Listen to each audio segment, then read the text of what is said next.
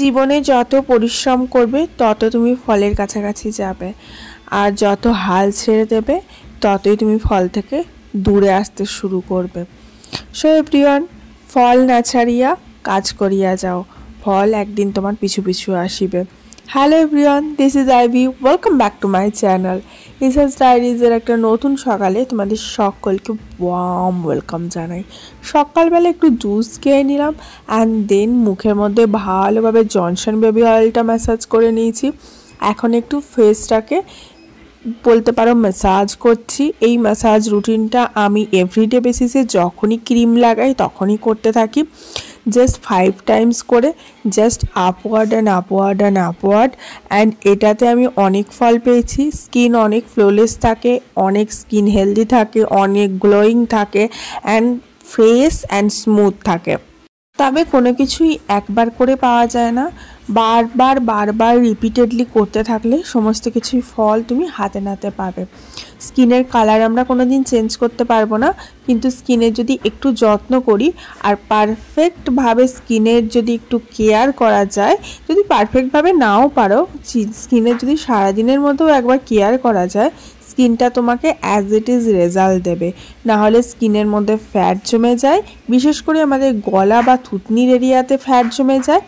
এই এক্সারসাইজটা যেটা আমি এখন করছি, এরকমভাবে যদি করতে থাকো ক্রিম লাগানোর পর, সারাদিনে অন্তত যদি 10 বার করতে পারো, তাহলে এই এরিয়াটাতে ফ্যাটটা জমবে না এবং মুখটা দেখতে অনেক স্লিম লাগবে, just like a film artist. Film আর্টিস্টদের মুখগুলো দেখবে কতটা স্লিম লাগে, কারণ ওরা তো অনেক ধরনের সার্জারি, অনেক ধরনের এক্সারসাইজ, অনেক রকমের ফেস ম্যাসাজ, অনেক কিছু করে থাকে। কিন্তু সারাদিনের কাজের চাপের ফলে আমরা যারা মধ্যবিত্ত হাজব্যান্ড ওয়াইফ ছেলে মেয়ে রয়েছি, তারা তো আর করে উঠতে পারি না। তো সেই ক্ষেত্রে এইগুলো কিন্তু অ্যাপ্লাই করতে পারো। যখনই ক্রিম লাগাবে 5 টাইমস করে এরকম এক্সারসাইজ করতে পারো, just upwards and upwards movement করবে স্কিনের মধ্যে। স্কিনের ব্লাড সার্কুলেশনটা ভালো হবে, স্কিন হেলদি হবে, স্কিন গ্লোয়িং হবে অ্যান্ড স্কিনে ফ্যাট এক ফোঁটাও থাকবে না, জাস্ট লাইক মি।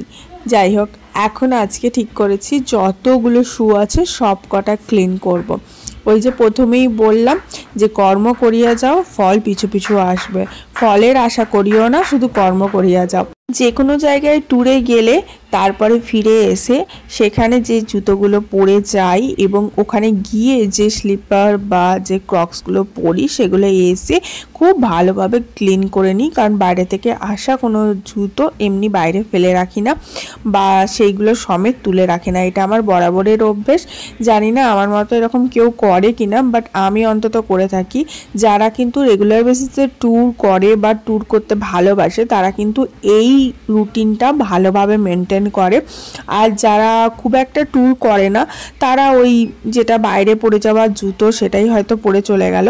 কিন্তু যারা ট্যুর করে, পার্টিকুলার বছরে হয়তো 1-2 ট্যুর করছে বা তার বেশি ট্যুর করছে, তারা বাইরে যাওয়ার জন্য জুতো আলাদা করে তুলে রাখে এবং সেগুলো আনার পর, পরে আসার পর সেগুলো যথাযথ কেয়ার করে, যেটা আমি এখন করছি। আমি যেভাবে ক্লিন করছি সেটা আজকের ভিডিওতে তোমাদের সাথে শেয়ার করছি। আশা করছি কারো না কারোর উপকারে অবশ্যই লাগবে। কি জন্য ওয়েট করছো? যখন দেখছো এত ইনফরমেটিভ একটা ব্লগ শেয়ার করছি, তাহলে শেয়ার করতে হবে না, লাইক করতে হবে না, কমেন্ট করতে হবে না, ঝটাপট ভিডিওটা লাইক করে করে ফটাফট শেয়ার করে দাও। বন্ধু বান্ধব, ফ্যামিলি মেম্বার যে আছে যেমন আছে তার সাথেই শেয়ার করো। আর যারা এখনো পর্যন্ত চ্যানেলটা সাবস্ক্রাইব করনি, what are you guys waiting for? Do subscribe right now. নিচে দেখো রেড কালারের সাবস্ক্রাইব বাটন লেখা আছে, ওইটাতে এখনই ক্লিক করে সাবস্ক্রাইব করো। এরকম ভিডিও আরও বেশি বেশি করে দেখতে পাবে। আর আমার চ্যানেল জুড়ে শুধু ইনফরমেটিভ ব্লগ পাবে, অন্য কিছু নয়, যেগুলো দেখে তোমার কোনো না ক্ষেত্রে কিছু না কিছু কাজে ঠিক লাগবে। সবথেকে ইজি উপায় হচ্ছে শু পরিষ্কার করা। যদি সেরকম তোমার কাছে ওয়াশিং মেশিন অ্যাভেলেবেল থাকে, ওয়াশিং মেশিনে আলাদা করে শু পরিষ্কার করার খাপ থাকে, বা ওয়াশিং মেশিনেও তুমি শু পরিষ্কার করতে পারো। কিন্তু আমি না শুগুলো ওয়াশিং মেশিনে পরিষ্কার করি না, কারণ ওয়াশিং মেশিনে জামা কাপড় পরিষ্কার করি তো আমার খুব একটা পছন্দ নয়। তার জন্য আমি হাতেই পরিষ্কার করি। তার জন্য হাতে পরিষ্কার করার জন্য না আমি গরম কুসুম গরম জল নিই, তার মধ্যে সার্ফ গুলে নিই। সেই সার্ফ জলটা প্রথমে সবার উপর ভালোভাবে ছিটিয়ে দিই।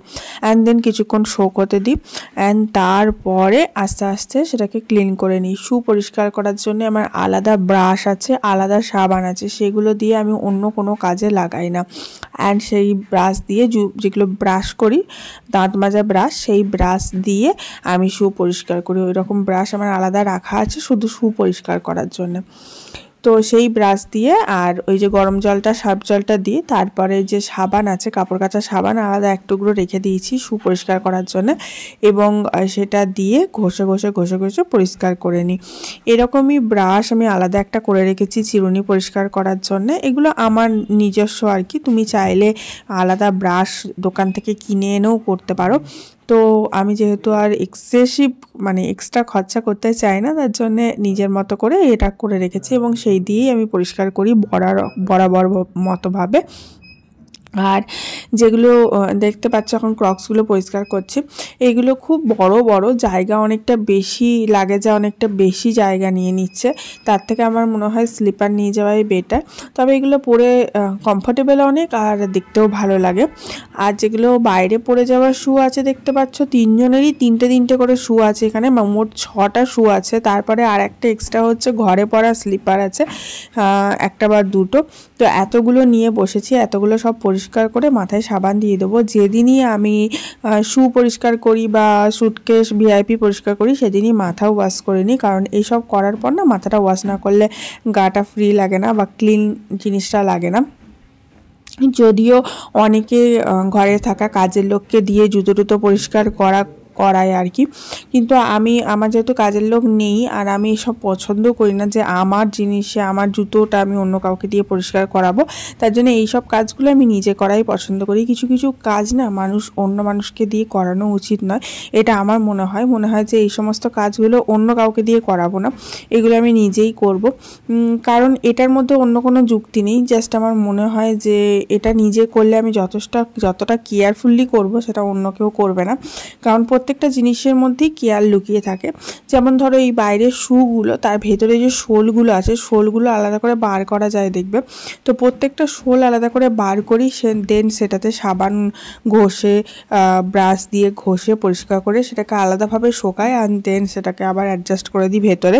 এইভাবে করলে আমার মনে হয় বেশি ক্লিন হয় অ্যান্ড বেশি ক্লিয়ার থাকে জিনিসটা, আর বেশি জাম ফ্রি হয়।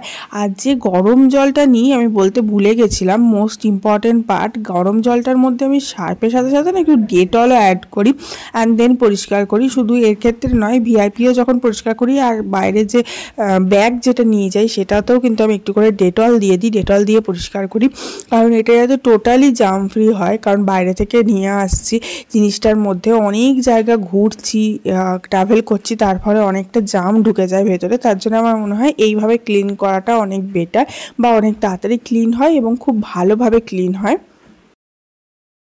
এই সমস্ত কাজগুলো করতে অনেক সময় লাগে, ক্লিন করা, কোনো জামা কাপড় ক্লিন করা, আয়রন করা, জুতো ভিআইপি এই সমস্ত পরিষ্কার করা। বরঞ্চ বলতে পারো যে একটা জায়গায় ট্যুর করতে গেলে হেডেক অনেকটা বেশি বেড়ে যায়। ট্যুর করতে যাওয়ার আগে অত কিছু প্যাকিং করা, যে আমি একটা 7 ডেজের, যেমন এবারে আমরা 7 ডেজের জন্য গেছিলাম, maximum 4 to 5 days, around 6 days মতো যাই। এবারই একটু বেশি থাকা হয়ে গেছে আমাদের পুরীতে। এভরি ইয়ার আমরা পুরী যাই, পুরীতে আমাদের ভীষণ ভালোবাসি, ভীষণ টানায় জগন্নাথ দেব এবং পুরী যায়। তো পুরীতে গিয়ে আমাদের থাকতেও ভালো লাগে, সময় কাটাতেও ভালো লাগে। তো পুরীতে যে কোনো জায়গায় যে যাওয়ার আগে এক রকমের কষ্ট হয় এবং এসে আরও কষ্ট হয়, কিন্তু তবুও ভ্যাকেশান দরকার, প্রত্যেকটা ফ্যামিলির প্রত্যেকটা মানুষের ভ্যাকেশান দরকার। আমার দেখো মানে কোমরটা আর পাটা ব্যথা করছে বসে বসে বসে, তার জন্য খানিকটা উবু হয়ে আবার পরিষ্কার করছি, এটা ঘরের স্লিপার পরিষ্কার করছিলাম। আমার মনে হয় যে প্রত্যেকটা মানুষেরই ভ্যাকেশন দরকার হয়, তার কারণ হচ্ছে একঘেয়েমি জীবন থেকে একটু হাওয়া বদল করার দরকার হয়। আগেকার দিনে বলতো হাওয়া বদল করলে তোমার শরীর স্বাস্থ্য ভালো হবে বা কোনো রোগ থাকলে সেটা ঠিক হয়ে যাবে, সেই হাওয়া বদলটাকেই ভ্যাকেশন বলে বা কোথাও ঘুরতে যাওয়া বলে। আর পুরী সমুদ্রের যে ফ্রেশ এয়ারটা, ওখানে তো কোনো কলকারখানা নেই, একদম ফ্রেশ এয়ারটা পাওয়া যায়, সেটা তুমি এখানে ঘরে বসে কোনোদিনই পাবে না। তার জন্যই আমরা বিশেষ করে পুরী যাই। তার সাথে সাথে জগন্নাথ জগন্নাথ দেবেরও দর্শন হয়। আর কি বলতো, এই যে ভ্যাকেশনটাতে তুমি যাবে, এরপরে যাওয়ার আগে বা যাওয়ার পরে যে কষ্টটা হবে সেটা দেখবে না। ওই যে 7 days তুমি যে তোমার লাইফ থেকে একটা পিসিএস টাইম পাচ্ছ তুমি এনজয় করার জন্যে, রিল্যাক্স করার জন্যে, সেটাই কিন্তু বিশাল বড় ব্যাপার। আর যদি পাতি কথায় বলি তাহলে এইটুকু বলতে পারি যে টাকা আসবে, টাকা যাবে, সময় চলে গেলে আর সময় পাবে না। একটা সময়ের পর কিন্তু আর শরীর নিয়ে আর কোথাও যেতে ইচ্ছাই করবে না, যখন আমাদের বৃদ্ধ বয়স চলে আসবে। তার জন্য সময় থাকতে থাকতে সময় দিতে শেখো নিজেকে। আর নিজে ভালো থাকলে আফটার অল তুমি সবাইকে ভালো রাখতে পারবে। যাই হোক, অনেক কিছু বলে ফেললাম। এইসব বলতে বলতে আমার আবার খানিক জুতো পরিষ্কারও করা হয়ে গেল, আর বাকি কটাও পরিষ্কার করে নেবো। সবটা একবারে তোমাদের দেখাবো না জানি, এইসব দেখতে দেখতে তোমরাও বোর হয়ে যাবে।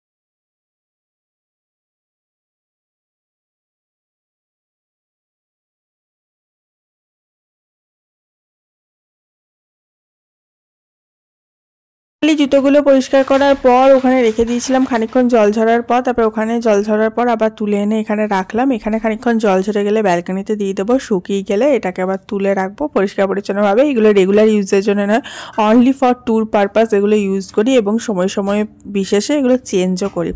যাই হোক, আজকে লাঞ্চে যেটা বানিয়েছিলাম এই সমস্ত কাজ করতে যাওয়ার আগে, সেটা হচ্ছে ভাত। এটা একটু ডাল গতকালই ছিল, সেটা ফোড়ন দিয়ে নিয়েছিলাম।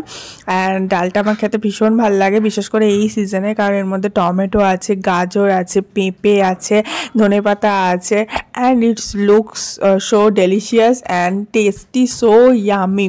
অ্যান্ড এটা হচ্ছে আজকে আমার সবথেকে ফেভারিট সবজি হয়েছিল, সেটা হচ্ছে পাতলা পাতলা ঝোল ঝোল সবজি, আমার খুব পছন্দের। আর এর মধ্যে আজকে ছিল ফুলকপি, গাজর, পনির, আলু দিয়ে একটা সবজি, আমার ভীষণ ভালো লাগে ধনেপাতা দিয়ে। আর অনেক সময় ফুলকপি, সোয়াবিন, আলু দিয়েও যে ঝোলটা হয়, এটাও আমার খুব ফেভারিট হয়। আর এর সাথে করেছিলাম মাছ, আজকে পাবদা মাছের ঝাল করেছিলাম। মেয়ের খাওয়া হয়ে গেছে, আর এটা 2 পিসি পড়ে রয়েছে আমার আর হাজব্যান্ডের। আমরা খেতে বসেছি লাস্টে, মেয়েকে আগেই খাইয়ে দিয়েছিলাম, কারণ যখন এই সমস্ত কাজগুলো করি না তখন মাথায় অনেক হেডেক থাকে বলে ওকে আগে খাইয়ে তুলে দিই, দেন আমরা খাই। আমাদের লেট হয়ে যায় অনেকটাই, কিছু করার নেই, আসার পরে একটুখানি অনিয়ম তো হবেই। তো আজকের ব্লগটা এই পর্যন্তই। আশা করি তোমাদের ভালো লাগবে, এবং ভালো লাগলে সাথে থেকেও সাথ দিও। এবং আমি আছি তোমাদের সাথে, তোমাদের হোস্ট আইভি। আর তোমাদের প্রতি আমার অনেক অনেক ভালোবাসা, সাথ দেওয়ার জন্যে, সাথে থাকার জন্যে। আগের বছরটা যেমনভাবে আমরা একসাথে কাটিয়েছি, একসাথে শুরু করেছি, একসাথে শেষ করেছি, এই বছরটাও সেমই যাবে। ভালো থেকো সবাই, দেখা হচ্ছে কালকে। Love you all.